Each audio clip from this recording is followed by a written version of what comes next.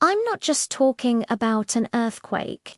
I'm talking about those moments in life when everything you thought was solid, everything you relied on, suddenly starts to crumble.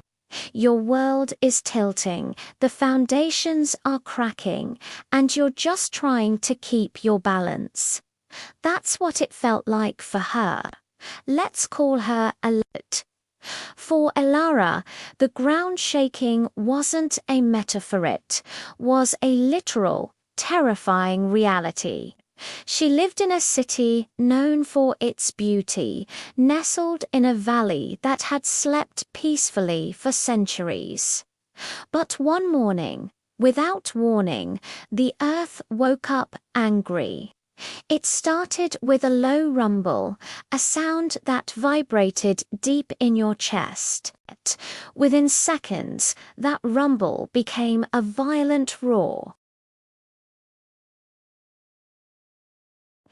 Roads split open, and the symphony of a bustling morning was replaced by the chaotic crash of collapsing structures and terrified screams.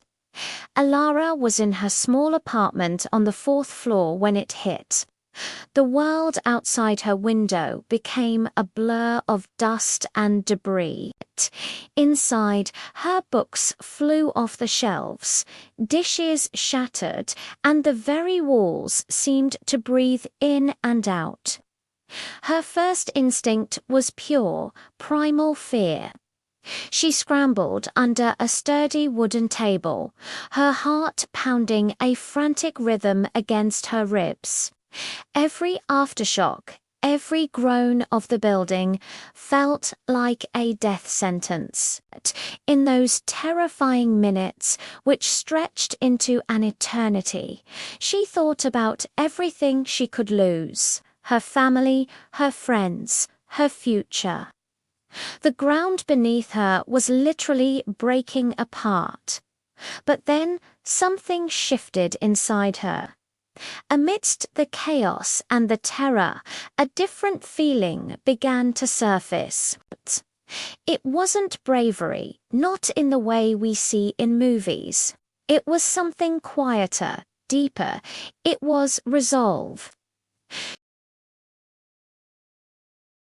She thought, "The ground is shaking, but I am still here. I am still breathing." When the shaking finally subsided, leaving an eerie silence broken only by distant sirens and cries for help, Elara crawled out from under the table. Her apartment was a wreck, a ghost of what it had been just moments before, but it was still standing. And so was she. Covered in dust, she didn't just stand there.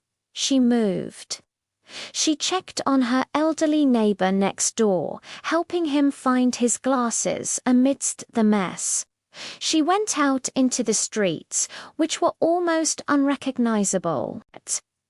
Instead of being paralyzed by the scale of the destruction, she joined a group of strangers, all with the same determined look in their eyes.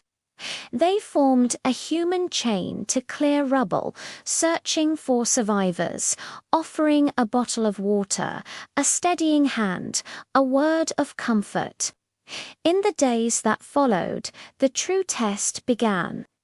The city was a landscape of loss. But everywhere she looked, Elara saw people who, like her, had stayed standing. They were sharing food, building temporary shelters, and telling stories to keep hope alive. They were rebuilding, not just with bricks and mortar, but with shared resilience and unwavering spirit.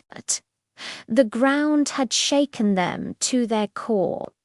It had taken so much, but it couldn't take their humanity. It couldn't break their will. Elara learned that our foundations aren't made of concrete and steel.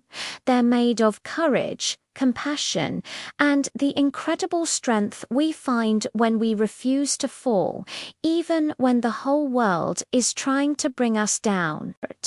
So, next time you feel your own world shaking, remember Ilara. Remember that even when the ground gives way, you can find the strength within you to stay standing. You are more resilient than you think. Thank you for listening to this story. If it resonated with you, please like, share, and subscribe for more stories of human strength. Stay safe and stay strong.